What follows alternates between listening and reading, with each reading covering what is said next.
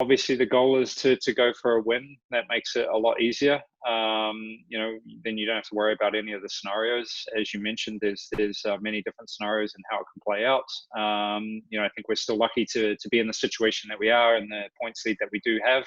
But as we all know, that doesn't guarantee you anything. And NTT INDYCAR Series is renowned for throwing some curves in situations like this, and it's always exciting. We've had a pretty good season. We've had some missteps here and there, which I think most teams do during the year. I made a pretty big mistake at Mid-Ohio, which I think was pretty. Had I not spun, I think it would have been a different scenario going into the last race. But I think these adversities, obviously the ups and downs through the season, is what makes IndyCar racing. It's you see these runaways and then you see them get caught, and the situations always come down to the wire, which is typical and great to see, I think, for the sport and for the fans and for everybody involved. But I think more importantly, just super excited to get to St. Pete. I think how all of us started the season, loading into St. Pete, getting ready to go, and then waking up on Friday and saying that, well, you probably need to book a flight to go home. So, it's nice to end it in full circle and go back to St. Pete this year. Obviously, a massive thanks to everybody in St. Petersburg, the mayor, and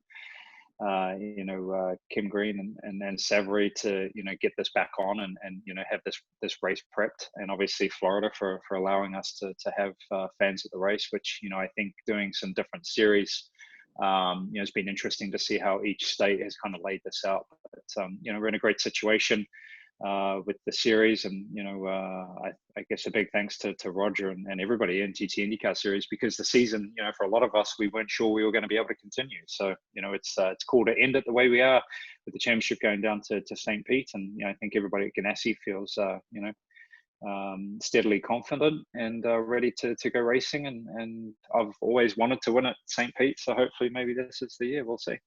Just going there to try and win the race. That's really all I can do. I love on the fact sheet. I saw this put out, and it was like 20,000 scenarios. 1% of the scenarios means we can win the championship, which you're saying there's a chance, and that's all we need. So I don't know. It's going to be an exciting weekend. We'll see how it shakes out, but we're just going to go do our thing and see where everything lands at the end of it. Definitely, I think for us, I don't feel the pressure so much on our end, as you probably normally don't when you're pursuing versus trying to hold someone off.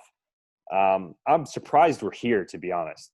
It almost makes it more disappointing looking at the year now that we've clawed back to this point, because we were in such a deficit and there was such a hill, and we've reduced the hill without a doubt, but it's still a mountain to climb.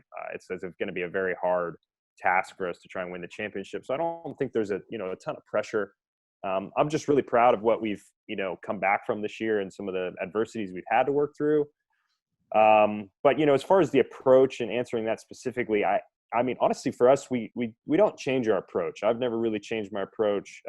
That's, when you do start to get yourself in a tough situation is when you start trying to compensate, or if you're trying to, to play to a certain level, or you're trying to drive the car to a certain speed, that's when you can overcomplicate things and create more issues than just trying to go out and, maximize the potential of the car. Look, if we have a 5th place car on the weekend, I mean, you can only force that so much, and I think for me, it's all about calculated risk and just getting the most out of the weekend possible. And for us, that needs to be a win. But if it's not there, I'm not going to take a 6th place car and try and overforce past 5 guys in front of me. I'll probably end up in the wall doing that. So I just don't see the approach changing for us very much.